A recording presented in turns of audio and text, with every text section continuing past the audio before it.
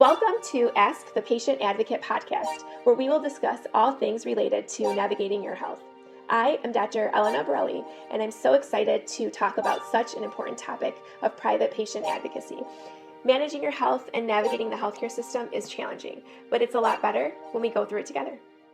Welcome back to a new episode of Ask the Patient Advocate podcast. Today we're diving into a topic that impacts millions of patients, yet is still widely very misunderstood. ME, CFS, long COVID, and infection-associated chronic conditions. These are conditions that are often leaving patients searching for answers, struggling to be heard, and navigating a system that hasn't always kept pace with the science. And that's exactly what today's conversation is about and why it's so important.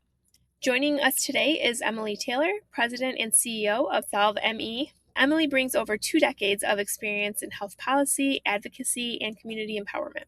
She has been instrumental in advancing research funding, shaping national policy, and amplifying patient voices, including helping secure over $1.25 billion in funding for long COVID research.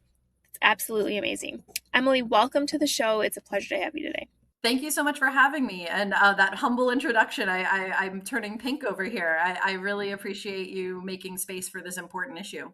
Of course. Well, to start, for our listeners who may not know, can you tell us a little bit about yourself and then the work that you do?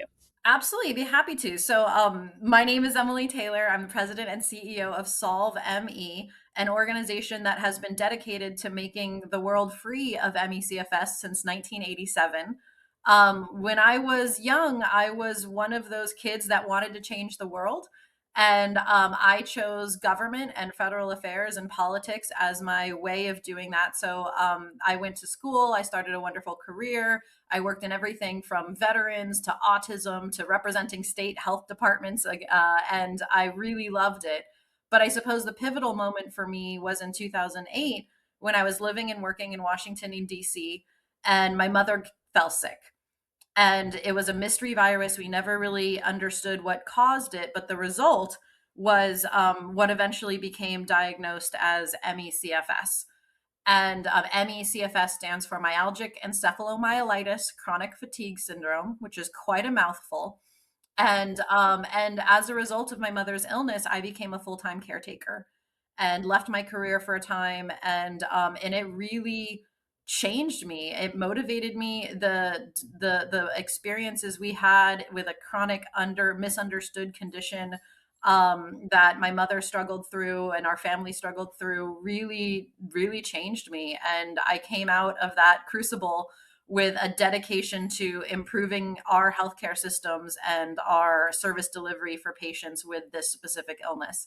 I found a home at Solve M.E. I was hired about 10 years ago, and that's been my life ever since. I have, as you mentioned, operated many programs from education to research to policy advocacy. We were successful in securing $1.25 billion, which later became $1.5 billion for long COVID research and what ultimately became what's known as the Recover program at the NIH. And it's been a long journey, but it's been a really rewarding one. And I feel like we've made so much progress since just in the 10 years that I've been in the field, since this disease has become more recognized and more understood. We're not there yet, but we're definitely better than we were 10 years ago. That's absolutely amazing. You know, we hear from so many patients who feel dismissed or misunderstood. So, why has that historically been such a challenging, issue with these conditions, in your opinion? Well, ME/CFS is a very complex neurological immune disease. So it's labeled as a neuroimmune disease, which means we know that there's a neurological component and an immune component, but truly it's a disease that affects every system of the body, from digestion to blood circulation to neuroactivity. It is a whole system disease. And we estimate that about 9 million Americans are living with ME/CFS currently. And the hallmark symptom of ME/CFS, the experience of patients, is literally the worst disease with quality of life of any disease measured. So there are studies that look at your quality of life when you're suffering from things like end-stage renal disease, from cancer, from all of these illnesses, and literally the quality of life with ME/CFS is the lowest. And the reason why that's really important and important to understand is because it is so common and yet so misunderstood. And only about a third of medical textbooks even mention MECFS. And so when you enter sort of the disbelief or the misunderstanding, the disease presents as a sudden loss of physical function and cognitive function that usually, not always, but usually follows a viral infection. So the pattern of the illness onset is very unique and complicated. The illness itself is very unique and complicated. It is shown, and the key symptom that is necessary for a diagnosis of ME/CFS is what's called post-exertional malaise, or PEM. And this symptom is the one that my mom describes as her own personal hell, because whatever you love to do, whether it's dancing, reading, hiking, whatever your joy is, you are no longer able to do that because the post exertional malaise symptom sucks your energy right out of you. You never recharge. No matter how much you sleep, no matter how much you rest, your energy, you're like an iPhone that only charges to 25%. And you have to go through your day with a phone, or your body in this case, that doesn't get to full functioning. And it's a spectrum, right? Some patients are mildly impacted and they can still maybe work or do some activities throughout the day. But for patients who are severe, about 25% of patients who are severe, that iPhone battery charges to 1%, and that 1% is maybe brushing your teeth and eating, and that's all you have. And just imagine living your life with a body that doesn't go and can't go and is in incredible pain. It's a very difficult illness, and so it's also very hard to track down in the diagnostic setting. And when doctors encounter patients with this disease, your blood tests come back on a typical blood test normal. Now, if you do a more advanced blood test with some more scientific deep dives, you can find the irregularities in these patients. But a standard panel that your regular doctor runs, it doesn't show up. So, as far as most doctors are seeing, they have a patient reporting these invisible symptoms.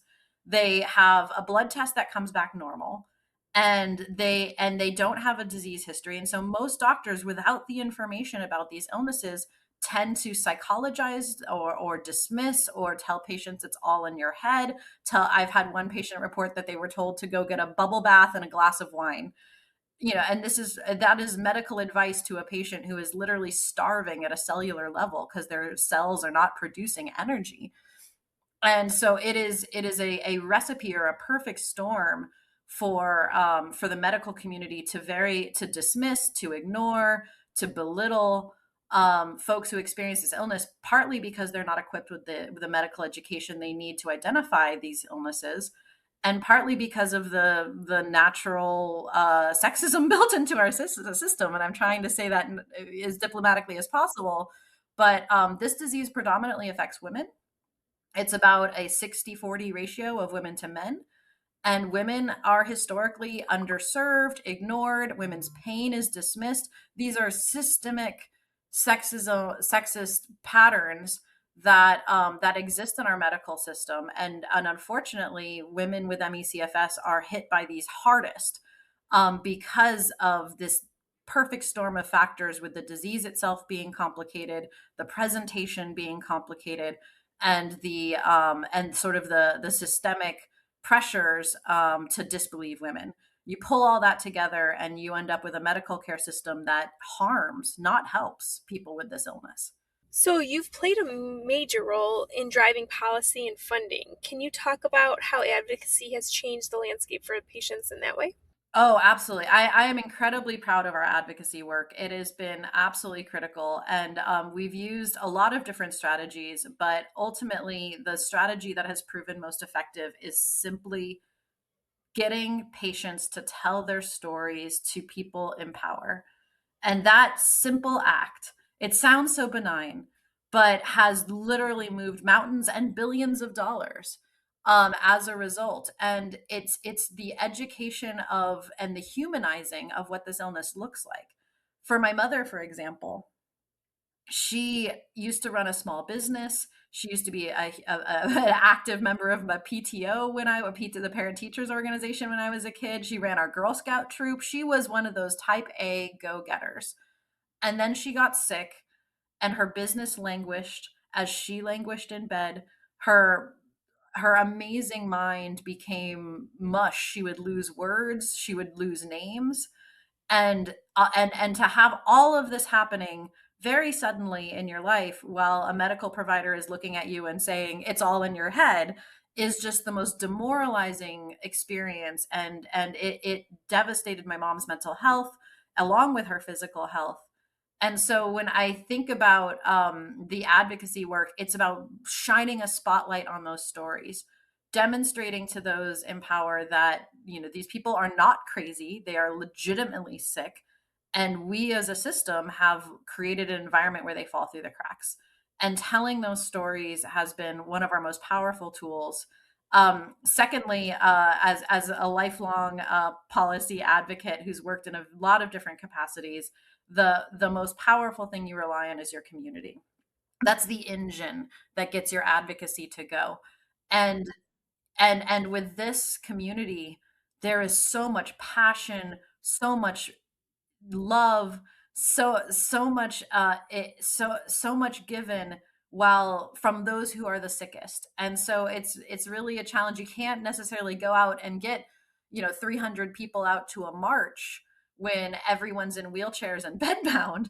So it's created a lot of unique challenges, but I love the fact that through technology and through community organizing and through innovation, we've created an advocacy program that doesn't leave out our most vulnerable. In fact, it's designed specifically for people who are the most vulnerable. And that has been a game changer because, as you can imagine, these folks suffer in silence and in isolation for so long. What our program did is give them a voice and give them a platform. So I wish I could take credit for all of these victories, but all I did was build the platform that enabled people with this illness to be seen.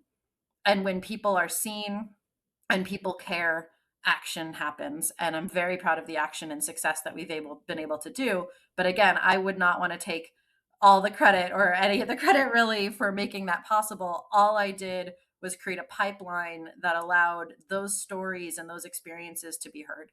That's amazing. So you've built some pretty incredible programs like Solve Advocacy Week. Tell us a little bit about that. Oh, absolutely. So when I was very early in my career, advocacy weeks are kind of a bread and butter. They're a very typical tool used by advocates to elevate policy issues in front of policymakers.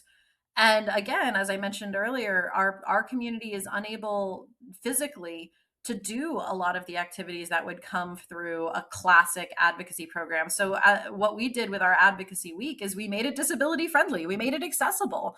We took a very standardized political tool, which is mobilization, and made it mobilization friendly for those who can't get out of bed. And that was, I think, the only real innovation we brought is bringing those people to the table. The other piece of it is having key champions, and there are specific members of Congress who have heard and been motivated to lay down on the tracks for this community politically. And that is so meaningful. And that's what you really need. Is you need one voice who will fight for you in halls of power, and we've been blessed by several. And those folks, I'd be just remiss if I didn't mention that we wouldn't have made all this possible without the buy-in of key political leaders. Thank you so much for that. That's so helpful. So, for someone newly diagnosed or still searching for answers, what advice would you give them? First and foremost, know that you are not alone. I think the most dangerous part of this illness is the high suicide rate that accompanies it, because for folks who are newly falling into this world, there is very little. It feels like there's very little in the terms of support. It feels like there's very little in terms of medical understanding, and it feels like there's very little in terms of research funding, and it feels isolating and dark and hopeless. But know that you are not alone, that there are billions of dollars and millions of people who are fighting right alongside you. And my advice to those folks is to find your people, find your community. And when I say that, I mean including a medical team as part of your community and finding the right doctor who is a partner and who is willing to learn. The interesting thing about ME/CFS is it doesn't fall under any one speciality. So it's not like you go to a neurologist or a rheumatologist to find a specific solution. This disease, as I mentioned, is multisystemic, so it's in every specialty. So it's not important to find a doctor that is in a particular, specialty discipline, but rather to find a doctor and like what my family's experience was, we found a doctor who was willing to learn, who was willing to partner with us, who was willing to listen. When I brought a study off of the internet and said, hey, maybe this will help, they read it and they learned. That's the relationship you're looking for. You're looking for people who will lift you up rather than pull you down or blame you for your experience. And so that's the best thing you can do as someone early in your journey with this disease. Find your people, find your community, find your medical partner, whether that's a nurse practitioner, a DO, an MD, doesn't matter. Find your medical friend who will be with you through the journey, and connect them with the resources that are available out there. And last but not least, tell your story. I think a lot of people who experience this disease experience embarrassment that, oh, I can't work anymore, or my productivity is limited. I'm losing friends because I can't go out to dinner with them. Again, that isolation, that especially that symptom post-exertional malaise, as my mom describes it as her own personal hell, it just limits you from doing the things that bring you joy. So don't let it. Find ways to find your joy, find your people, and tell your story, because it does make a huge impact. That's wonderful. That is amazing. I'm sure our listeners would love to hear more about the work that you've done. Tell us where they can learn more about you and what you're doing. Well, our organization is Solve M.E. You can find us online at solveme.org. We're also on social media channels as Solve M.E. or Solve CFS. You can find us there. We have amazing resources and amazing partner organizations that have so many ways to help you through your diagnosis and your treatment journey. And the last thing I'll just say is that there are treatments out there. They're not FDA approved. They're not common or easy to find, but the community has them. So plug into the ME/CFS community, plug into those who are experiencing this disease, because truly you can't understand it unless you or someone you are very close to has experienced it themselves, because it is unique and so debilitating compared to any other illness out there. So find us at solveme.org, find us on social media. Our website has tons of resources and support. And obviously, if you have the energy or the spoons, connecting into our advocacy work is so powerful and so rewarding. So that's some great ways to get access to a lot of the support groups, resources, and potential treatments out there. I love it. Thank you so much, Emily. It has been such a pleasure and an important conversation that we had. And not just about the awareness, but about the real progress and hope that's been made. Thank you for your work that you're doing to elevate patient voices and to push for meaningful change in healthcare. To our listeners, if you or someone you love is navigating any of these conditions, know that you're not alone and there is help out there. Thank you so much and have a great day. If you have a question for Ask the Patient Advocate, email advocate@pathwaypa.com. Managing your health and navigating the healthcare system is challenging, but it's a lot better when we go through it together.